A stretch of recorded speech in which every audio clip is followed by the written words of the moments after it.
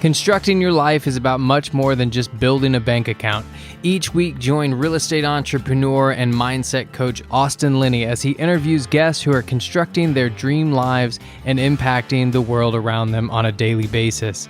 If you're an entrepreneur or wanting to start a business, or you just want to hear motivating stories of how others have overcome the odds, you are in the right place. And now for your host, Austin Linney.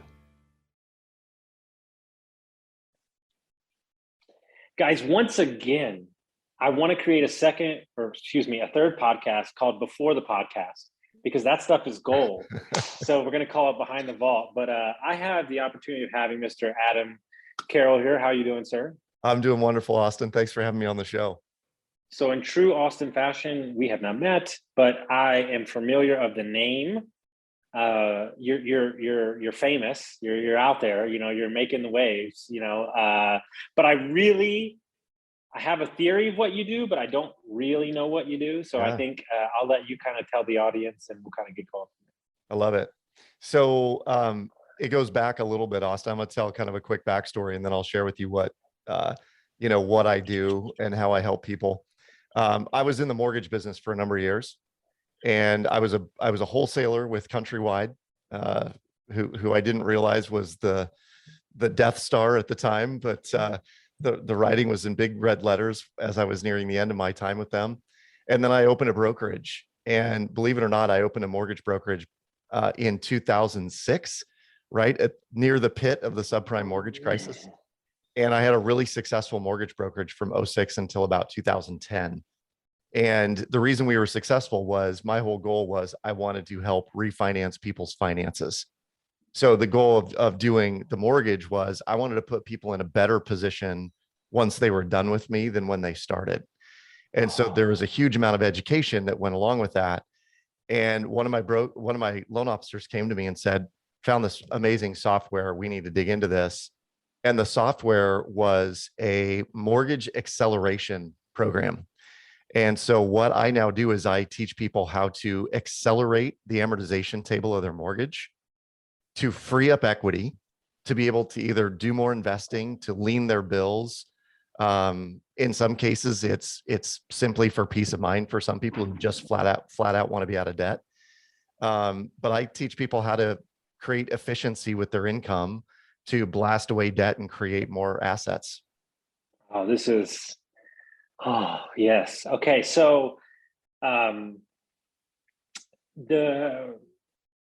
think that what's happened, because I used to work private equity, and that's where I learned like how money works.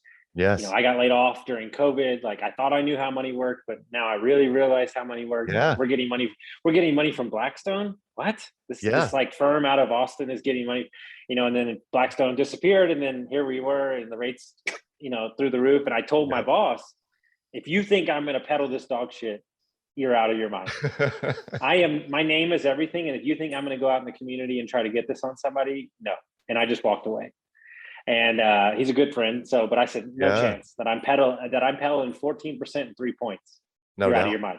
No doubt. And I said, I wouldn't be able to show myself in any meetup, But I think what's interesting is I think this is perfect. Okay. So I'm forming this kind of like hypothesis because I'm a business consultant for people. Yep. And I'm looking at a young person. And if I could ever go over and start again, I think there's 3 different monies. Okay. And I say monies like a joke because my nephew says, like, do you have monies? Monies? Do you have any monies? Yeah, monies. Yeah. He's like, do you have enough monies to buy me a toy? I'm like, yeah, I got some monies. Like I love that. I think there's short-term money to live on. Yep. I think there's long-term, and then I think there's wealth. And being rich is not wealthy. So that's the first thing. So I think that if I could go over and do it again, I would create a mechanism within my business that would generate money every month on the most predictable scale that's available. Yep. And then I would take 10% of that money and dump it into long-term assets. And then the third bucket would be buy businesses that create revenue every month. Totally. And I agree with that model, that mentality. I think the minor shift that we make in what I do, and for the audience, we call it the shred method. Our goal with shred is to do 2 things. Number one, we want to create income efficiency because most people's income is truly, truly inefficient, Austin. Sure. And I'll give you an example. What's your description of that? Just so I Yeah. understand. The best way to describe what income inefficiency is if you left your house in the morning to go to the grocery store at 7 or 8 o'clock in the morning, and you came back to your house knowing that you had to go to the post office at 3 or 4 in the afternoon, would you leave your car idling in the driveway all day? No. Why not? Because it would run poorly and it would cost a bunch of gas. Yeah. So cost a bunch of gas, inefficient, might be damaging to the vehicle to idle all day long. Well, we get paid. Most of us get paid every 2 weeks or once a month or every week or whenever our payment plan is. And the money sits in our checking account, and it sits there, and we obviously draw from that using our debit card, right? Or we're swiping a credit card, but there's money sitting in an account most of the time while people have a compound interest debt that's costing them a significant amount. And so the second thing that we do with the shred method, and I'll come back to this income inefficiency, but the second thing we do is we want to teach people that our goal should be to be as lean as possible on a monthly basis. And you said it yourself, you're a lifestyle guy. But what people do is I want them to build a bigger life, not a bigger lifestyle. So lifestyle choices could be things like travel and eating out and all that kind of stuff. But for most consumers, lifestyle choices are, I got a fat ass ride I'm driving around in. I have a huge house I can barely afford. And obviously you're a little bit different. You're teaching people how to buy real estate that are investment properties and things like that. We're saying with the shred method, you could do that even faster by creating income efficiency with the money coming in every month. That's amazing. I think it's interesting, right? We got some clients, what is everybody? There's something in the water right now, just so we're clear, because I had 5 clients in the last 10 days leave or put in their notice at their W-2. Okay. And I'm down with all that, but understand that you're about to enter the rough seas of called entrepreneurship. And as much as it gives you, it takes away too, right? And now I do love that about entrepreneurship. There's no ceiling. But I do have a client that when he first met me, he wanted to leave his job. And he is a emergency room nurse. And I told him, I said, for 10 years, you've been waiting for a tsunami and we're there. When have you ever been in more demand? And you're about to have twins than you've ever been in your life. And when can you get double overtime? Yeah. Right. So what we did is we reframed the way he looked at work. We put it on a clock. And now he goes in and makes an extra 20 grand a month for overtime. And that extrapolated over. And he goes, well, now I don't even want to leave my job because I'm in the time I'm supposed to be in. Yeah. I know I've got an end date. And he's like, all the coworkers are like, man, you're so happy. And I'm like, yeah, because we've reframed the way you look at it. And now it's an opportunity instead of a fucking something obligation. Yeah. We talk about that all the time, man. There's a fine line between opportunity and obligation. And you're exactly right. I mean, particularly for a guy like that, if he were to plug into the shred method, what we would teach is that all of that extra money he's making, let's create a ton of equity in his property, have access to it through, this is the magic pill, right? It's a home equity line of credit that everyone should have on their property. And when it comes time to do investment deals, he's just doing 20, 30, 40 grand a pop off the HELOC and immediately creating more cash flow that allows him to shred even faster. I love it. So I have a perfect scenario, and I apologize ahead for the numbers because you're going to fall out of the back of your chair when you see how the Austin market is. So I have a brand new client. This is not a bullshit story. I swear to God. He bought a house for $845 at the end of just 2019. The home got appraised last week for $2 million. He's not using it because he can't rent it out on Airbnb. He can only do 30-day stays. He rented it out all next summer. So he paid for itself.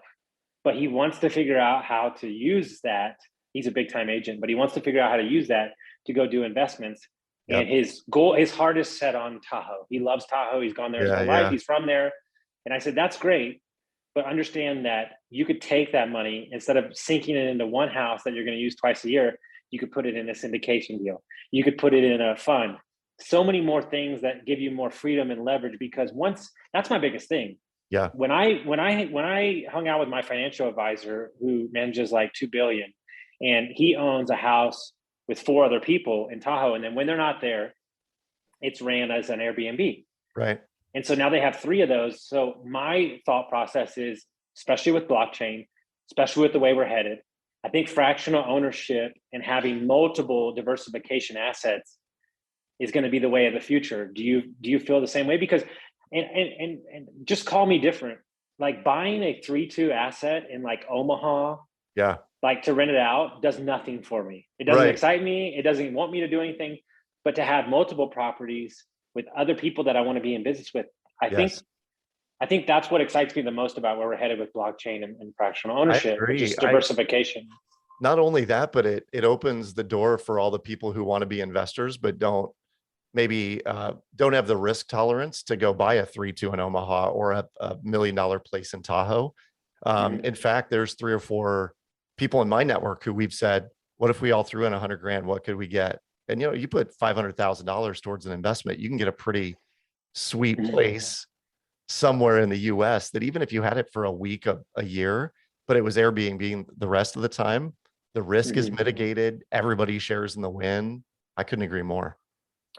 When you look at your clients, and you've helped a lot of people over the years, I know that from a coaching point of view of what I do, it doesn't matter if they're from Canada, Japan, women, man, there's like these standard qualities or issues that they're all dealing with, no matter what their sector they're in.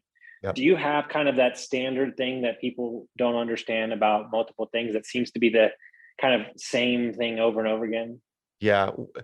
In particular, I mean, there's a couple of things that come to mind. Number one in particular is that their money program is what they got when they were a kid.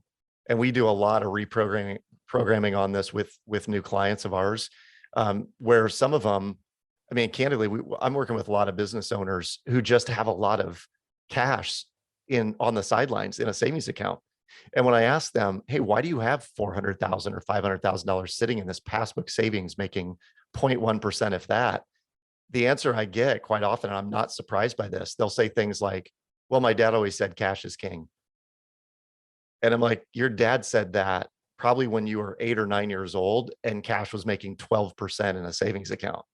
It's not king. It's a melting ice cube every day sitting in an account. And so we either have to have velocity of money, it's got to be moving. The bottom line is we have to reorient what our beliefs around money are. So that's number one, Austin. I think people have a really skewed idea of how money works. And it comes as a result of the fact that, our money personality is shaped by the time we're 9 years old. And most people's parents had them in their 20s. So I don't know about you, but most people I know in their 20s don't have any money. So all of the money program is from someone who had no money. And we still live into our 40s and 50s and wonder why, we can't take risks and real estate is risky and things like that. Well, we heard that growing up, and it's just not true. The other thing that I think is common among clients of mine that I have to really delineate is there is a difference between taking a calculated risk and being risky. And when they understand what a calculated risk is, you can wade into those waters very easily, knowing you can swim, versus being risky, taking a more risky approach. And, someone investing in crypto as an example that knows nothing about crypto, knows nothing about altcoins or where any of that's going, that could be risky. It's very volatile, particularly someone who's doing it on margin, right? I mean, you could get way underwater. Well, I think, I'd never do that. But what I think is very interesting, and what I'm attacking, because one of my big clients, I coach the entire company, crypto, meta universe, NFT space. That's what they do. Yep. I've never learned so much in a short amount of time. But what I'm realizing is I'm going the other way. So what we're doing is we're designing blockchain DAOs to take all their millions that they got, and I'll just be frank, got lucky with, because they were just like, we're going to go in a different direction. Now they're millionaires, multi-millionaires, but they're still not good investors. Right. And so they're looking how to take their money out, put it with a good investor, and put it in a tangible asset where that money can make money forever. And so when I saw that, I go, that's the key. Because just because they made, this is very important, just because they made a bunch of money doesn't mean that they were a good investor. Right. Yeah. So they don't even know, I remember this guy, heard this podcast. He lives in Austin. He started in college, this e-cigarette company before it was anything. He got $180 million and lost 60 million of it with a bad financial advisor because he didn't know what he's like. I didn't really know investing at all. So he started a podcast and all he brought on was people who taught him investing. And now he's doubled that money because he just talked to a bunch of people that knew investing. Awesome. So same thing. Yep. And my favorite people to bust their balls is agents, because I coach a bunch and they're an easy target. There's a lot of people out there that think they're the hot shit right now. Yeah. When the market's telling them they're a great agent. So my question to you is, what is it going to look like when the tides change? Yeah. Do you have the principle? Do you have the discipline? Have you put money away? Have you invested the cash that you have? Yep. Right. And when I had Bruce Peterson talk at my event, and he talked about selling a 230 unit, he was upset. And I was like, you just made 350 grand. What the hell are you talking about? Yeah. And he goes, yeah, but I don't have the 9 grand coming in the month anymore. And I was like, oh. And that kind of like, that shifted everything for me. I was like, he's like, don't get me wrong, the 350 is great, but every month I'm clawing at the 350. Yeah. That's when you get around people like that and you're like, okay. Well, that's like a knowledge bomb, isn't it? Where it goes off in your head and you're, oh shit. Okay. Cash flow. That's the important part. On the agent comment that you made, a good buddy of mine by the name of Chad Carden always used to say that if you run downhill long enough, you'll think you're an athlete. And agents right now are all running downhill. You know what I mean? Dude, we can't even get them to get out of bed for a $2 million buy in Smokies. They're so fat and happy right now. So we just have to source them ourselves because we can't even get an answer back to us. So crazy. But you're right. Like, what happens when the tide goes out and, are you wearing a swimsuit or not? I think that is one of my favorite quotes ever. Yeah. That's one of my favorite. Yeah. When the tide goes out, are you wearing a swimsuit or not? I was a big fan of Jim Rohn back in the day. Do you remember Jim Rohn? He was Tony. Oh yeah, man. He's everything. Yeah. Yeah. And the cadence in which he talked. And I mean, he was awesome. I can mirror that. Let's hear it. Like, no. Like, I can't, like, when I speak, sometimes they say I do it. And I'm like, his favorite quote, he's got so many, but my favorite quote ever, because I get up early. He said, if you knew where I was going, you'd know why I'm up so early. That's good, man. That is really good. Yeah. That is really good. He always used to say that, go into a millionaire's home and they've got a library, but they didn't buy the library when they became a millionaire. They read the library to become a millionaire. And he was talking about that it's the process of becoming a millionaire that makes you who you are. So going back a couple paces, some of these crypto folks who made millions and millions and millions of dollars, you wonder, like, did they really create the habits to build that, or did they get lucky? And I wonder what will happen to all that wealth that's been created when and if the tide goes out. I think one of the bigger things that really rubs against me the wrong way is, and I'm down for all of it, because I truly believe, I was having this conversation this morning, I truly believe that making money is an art, growing a business is an art, coaching is an art. Yep. Like, everything that you do is like some display of knowledge / skill / action, right? Yeah. But ultimately, what I can't stand is those people that say, like, I'm going to die on my art. Like, here's my fucking shit. And like, my philosophy has always been this: I have 2 things I care about. It's the only things I care about. Everything else that happens is a byproduct of these 2 things. Yeah. I want to create jobs and I want to impact everybody I meet. Okay. That's it. That's the North Star. They don't change. This is what when I got sober and I was homeless, I was a drug addict, like all those things. That's all I care about. And if that's the case, well, then in order to do that, I got to make a ton of money. Right. And I think people are like selling themselves short when they're saying, I don't need the money. Look, I don't need the money either. In the last 7 months for me, like, my mind hurts how great it's been. Okay. Yeah. But here's the difference. When I finally had that holy shit month, I go, this is it. This is it. Yeah. And then I realized that who I was inside didn't change. My options got bigger. That's it. Yeah. And when that's the case, then you just realize it's a game, and the game's fun as shit.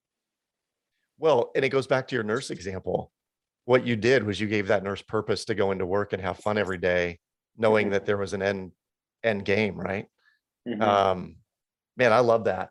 And I know of which you speak. Like, this last year has been one of the best years we've ever had. And, you know, these months would go by and we were clocking massive numbers. And, but it didn't change our life at all. Like, I'm still living in the same house, driving the same car. Dude, we're in an RV right now. We've been in for like 5 days, been in Costa Rica for a week. And I thought to myself, I go, this is perfect. Now, I don't have kids. I preference a lot of stuff. Yeah. But what I thought to myself was, oh, I don't need as much as I thought. This is perfect. This is perfect because this is good. Because here's the deal. We're working on some shit that's going to like blow my mind out of the back of my body. Yeah. But this is going to keep me humble. Yeah. This is going to keep me humble because, you know, I think that what concerns me, and you can almost like, it's this inauthentic, like,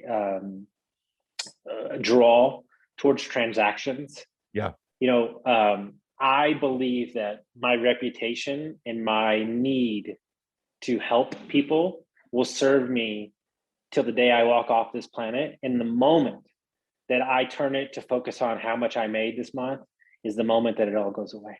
And I think there's so many people out there that are not looking, you know, I've been through some dark shit in my life, like some real effed up craziness, meth addiction, alcoholism.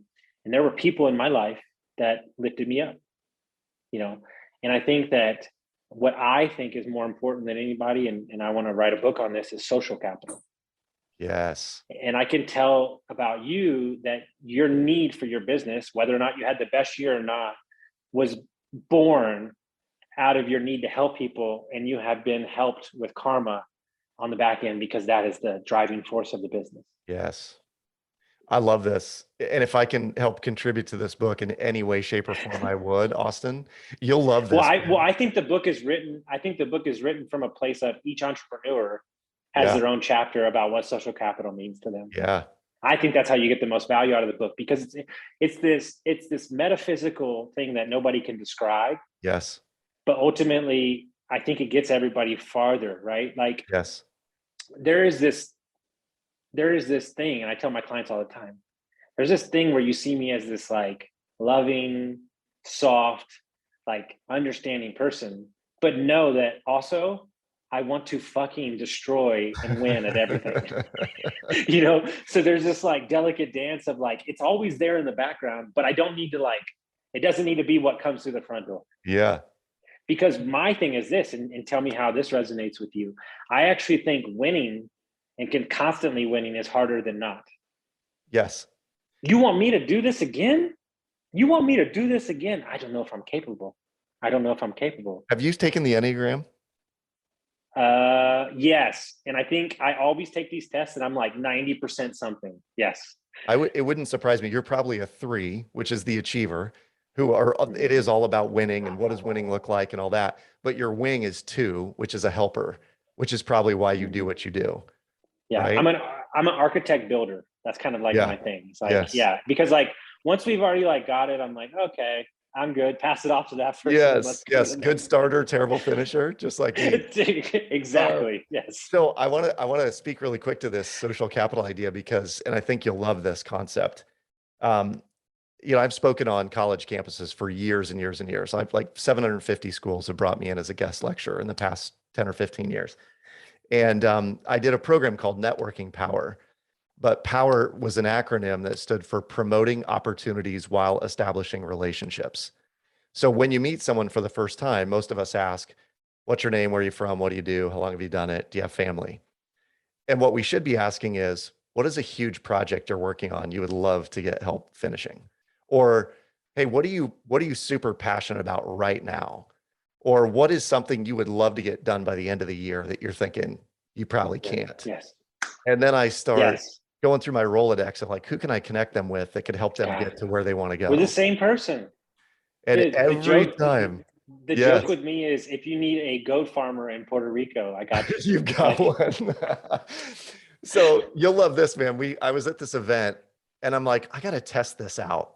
Because I had this theory that if you're going to write a paper, you're going to go to Google and you search something, and within milliseconds, millions of returns come back, right? Millions of results. But if you want to get something done, don't we also have that capability in our own network? But most of us are afraid to ask for help. And most of us never really say what it is we truly want for fear that we're going to look like an asshole or whatever, right? Needy or wanting or whatever. So I was in this room with the group and I said, I want to know what your dream job is. Who has a dream job? And this young guy raised his hand. I said, what's your dream job? He said, I want to be an accountant for an NHL team. And I was like, okay, cool. Let's try this. Anyone in the room have any contacts within the NHL? And this young guy raises his hand in the back of the room. He goes, my best friend's grandpa owns the Boston Bruins. I asked this guy, what is it you want to do? He goes, I want to do Teach for America. Young lady raised her hand in front. She goes, the past president of our chapter is the recruitment director for Teach for America. And we went around this room in Austin. Within 1 degree, we connected like 20 people with their dream job. And I said, this is social capital. You are not leveraging this hard enough. Everyone in here wants to help you get where you want to go. You just got to be really specific about what that is. Do you know what the top 1% does that others don't do? I want to say, ask. I was going to say, have a really clear idea, but Jim Rohn quote. Yeah. Because I just heard a podcast with Ed Milet and this Yale professor who's a influence thing. Yeah. And I think I can wrap this around a couple different arguments.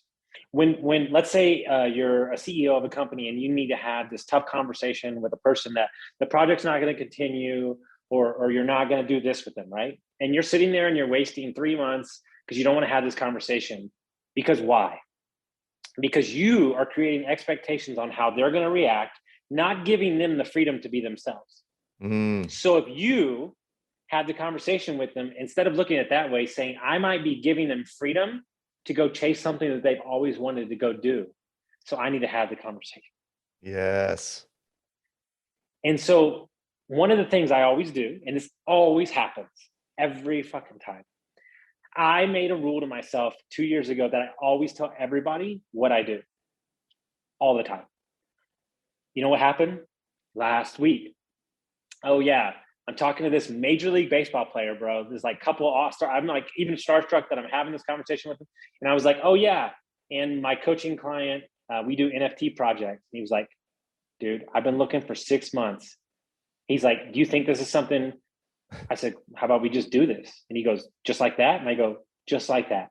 And so we have a meeting on Wednesday and he's like, well, fuck, that was easy. And I'm like, if I wouldn't have said something, we would have just passed. And so it's not that everybody's going to say, and in the same podcast, she said that when you're starting out in business or in life, set up scenarios where you know you're going to get rejected on a small scale. Yep. So when you go for the big ask, you already have the feeling of being rejected, right? Because what I realize in new investors, it's not the mechanisms of the investing that they don't understand. They don't have a reference for the feeling of the chasm of going from no investments to one. Yeah. And once they touch the feeling, then it's really easy every more time. So it's not that they don't have the skills. It's not that they don't have the mindset.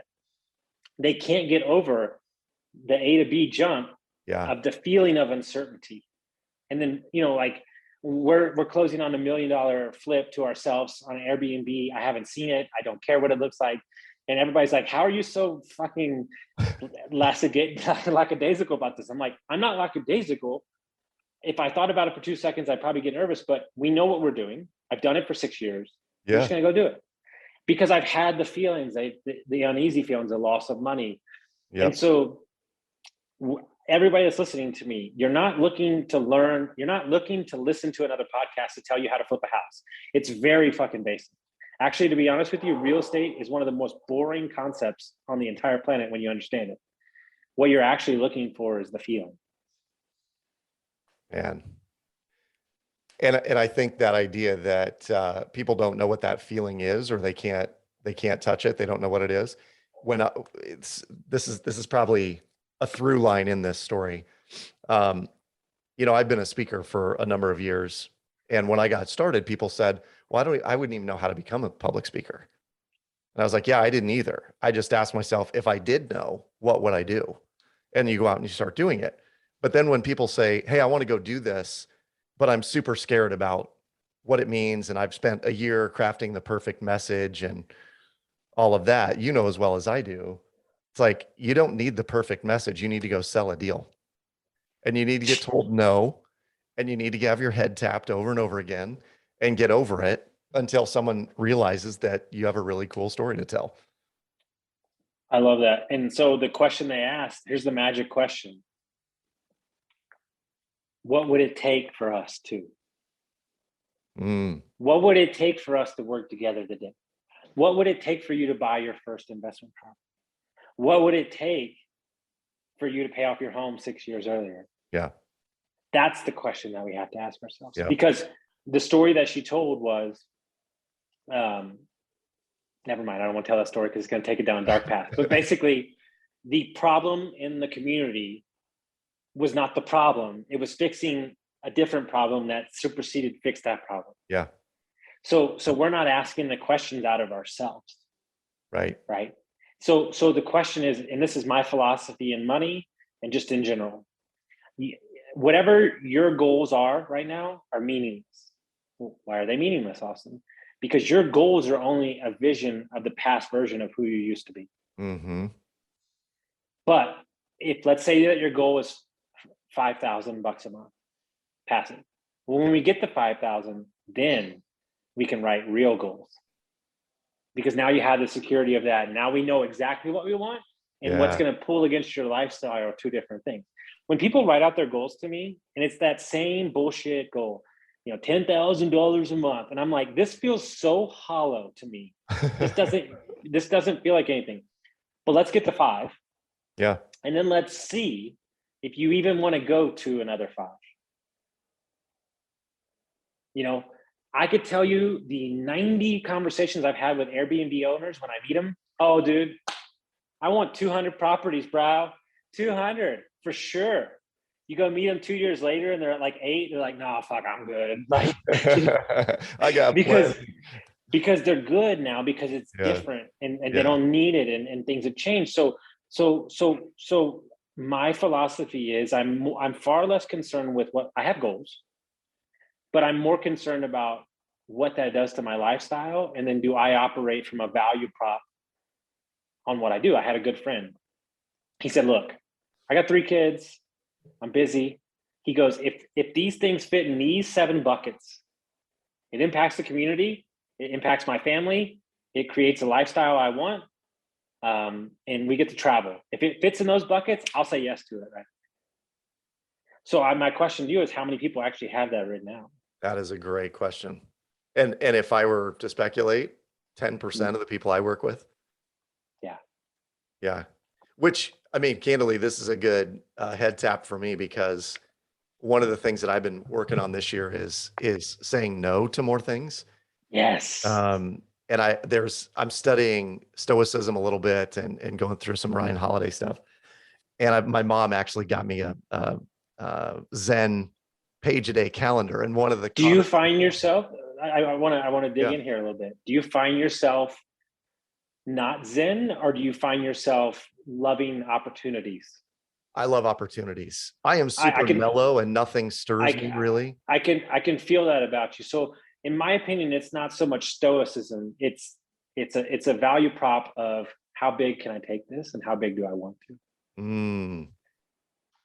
That's a good call out. You're not searching for what I am, which is peace. If you knew how many people I talk to in a day, but I'm just so happy to be sober that I don't give a fuck. And life is like fucking amazing. Okay. Like I've lost 80 pounds. Like life is great. Like, I'm in a loving relationship. So I would venture to guess that Zen is not, but here there's frameworks to learn in the Stoicism space. Yep.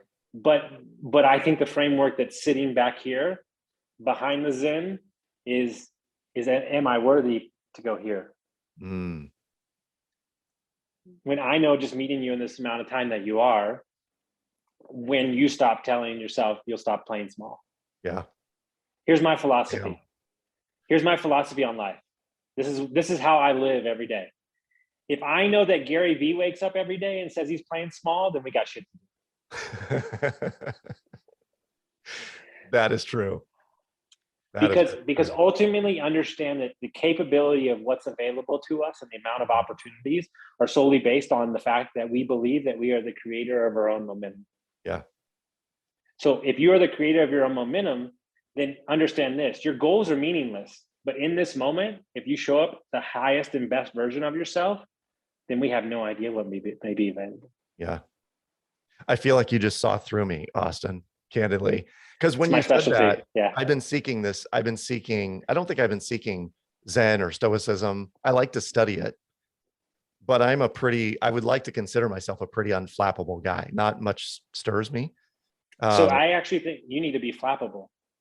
So I'm an out of the box coach. Okay. And so my suggestion to you is as simple as this.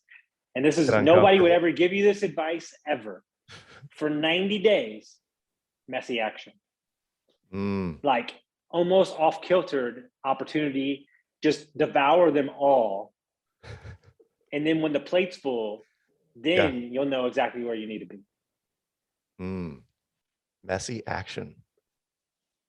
Dude, I like this. I'm going to take this to heart. Truly.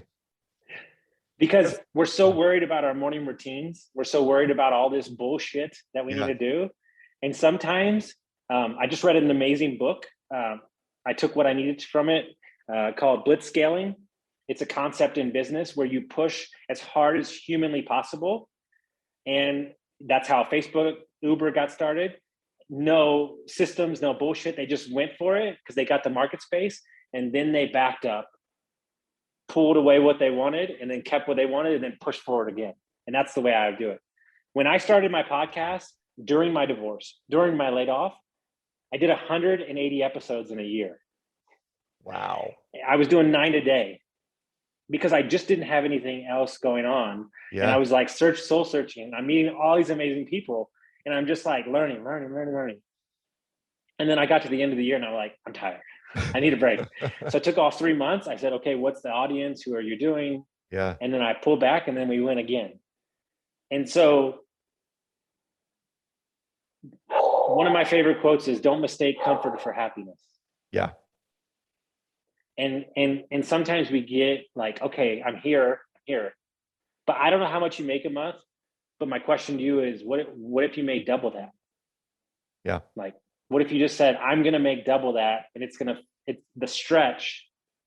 Like, it's almost like this harpoon in your chest. It's like pulling you, but who am I going to be able to become in that moment? Like, if I told you whatever your goals are this year, I want you to rip them up right after this interview, and I want you to double them. What's the feeling that comes over you right now when I say that? Candidly, I know they're possible. And I think it speaks to the idea that I'm limiting myself. This has turned into like a coaching session, which I kind of dig. But I'm limiting myself, and I know exactly why and what causes it. Okay, why? There is there is a script that I play out quite often about safety and security, and making sure that my family feels super secure and safe. And I think, hold on. Yep. No, they're not telling you that. They're not saying that. That's you. So I coach a lot of older men that make money, and I'm gonna let you know right now, the moment that you can make peace that you want to be great and don't say it's on them is the moment that you free yourself to move forward. And you know what men do? How do you free yourself? You know what men do? Oh man, I'm fucking killing it, man. I'm working so hard for you. What about this life that we created? Right? And they're going, we didn't ask you to. But what you can say to yourself is, I need this for me. And once you say it's for me and you own it, boom. Because here's the rub with parents. You're telling me that you're sacrificing for your kids, and I respect that. Yeah. But what your kids are also asking out of you subconsciously, not even asking you, is for you to be the best version of yourself and live your truths. Yeah. So every moment that you're not living your truths, you're not showing them how great they can be subconsciously.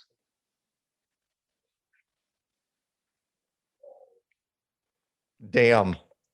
You hear that? That was magical. Dang, Austin. What do I do? How do I do that? Give me an exercise to go through. You truly write down. It's very simple. And this is what I believe. There are personal business. So there's no business issue. Business issues don't exist. There's personal problems wrapped up in business. Yep. Simple as that. Business problems do not exist.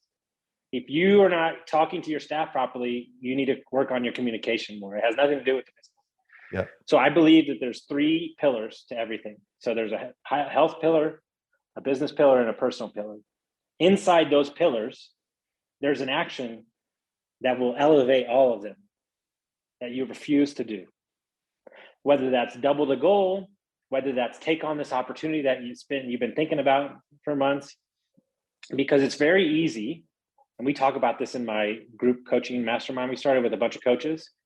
When you get to a certain age and you're making some money and the family's safe, that risk portfolio is just, it doesn't appetize you like a 24-year-old.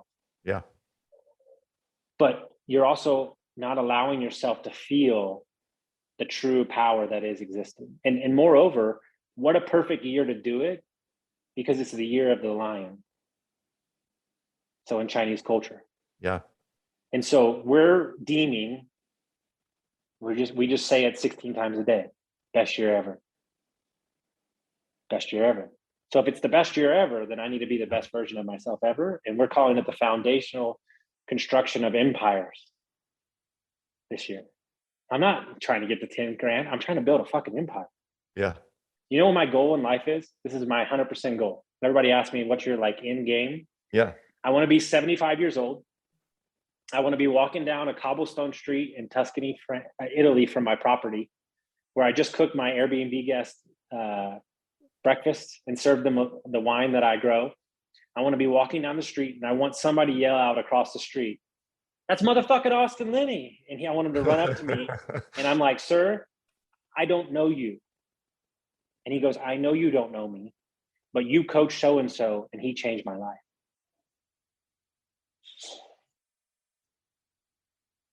Yeah. I love that vision.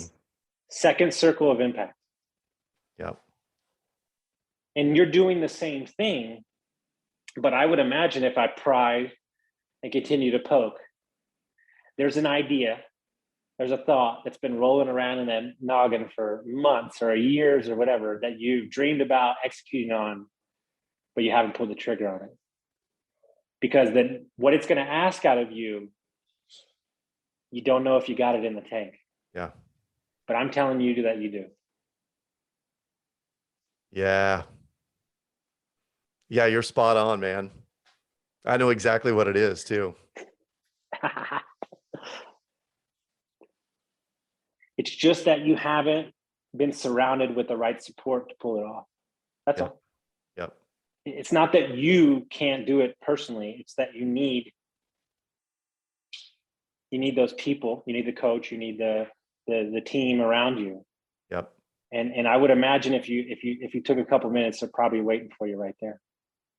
Yeah. I've got it's interesting because I've built a really healthy team right now. And I think we're missing 1, maybe 2 components.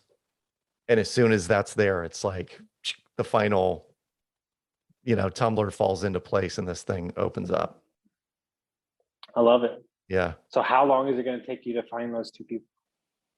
Not long, because I've got a handful of people in mind that I just need to make it work. And I know who they are, I think. So yeah. So when are you going to call it? Messy action? Yeah. Yeah. That's it. I mean, that's I think what I'm in for the next 90 days, messy action. I love it. And ultimately, guys, whoever's listening to this, this is a very successful man that has had a ton of success in his career, that no matter how much success feeds him, there's still more success. And so for all you young kids that are listening, you're not going to get to some point where it's going to go away, baby. The hunger is always there. And so when you make peace, that lifestyle, health, everything, it doesn't stop. It's a continual graduation of small wins over and over again. And stop trying to become a millionaire in 6 months and just grow as a person. It'll all take care of itself. Yeah. Dude, that's a good word. I love how you all tied it all together too at the end. And it's funny, that's the one thing that I heard over and over again when I was speaking on college campuses was, students would say, well, I got to get it figured out. I got to get it figured out in my 20s. And I'm like, nope. I get it figured out till 36. Yeah, that is not the case. Hell, your prefrontal cortex isn't even fully developed until you're 26 or 27, right? So if you talk to my fiance, you're actually not truly a grown up till 29, like astrologically and universal wise. So like y'all are trying to get it figured out, like, just let it roll, man. Try different things, travel, yes, no, and understand that everything is a thing until it's not a thing. Like meaning that I spent 20 years in hospitality thinking, God, I wasted 20 years, but yet every one of those skills shows up in every aspect of my business now, and I'm better for it and the best CEO because of it. And so like you have to understand that there was that time and space that I needed that. Yeah. I love it. That is awesome. All right. So if people want to find out about what you got going on and stuff like that, how would they do that? Yeah, Austin, the best place for people to go is theshredmethod.com. And we have a free masterclass you can go through and it'll teach you exactly what to do, how to do this. The key, candidly, is you got to figure out income efficiency. Like making money is great, but I don't think people have a cash flow problem. They have a liquidity problem. And I help people create liquidity through the Shred Method. So check it out, shredmethod.com. Awesome. Guys, if you got some value from this and you enjoy it, send it to a friend. We'll see you next time.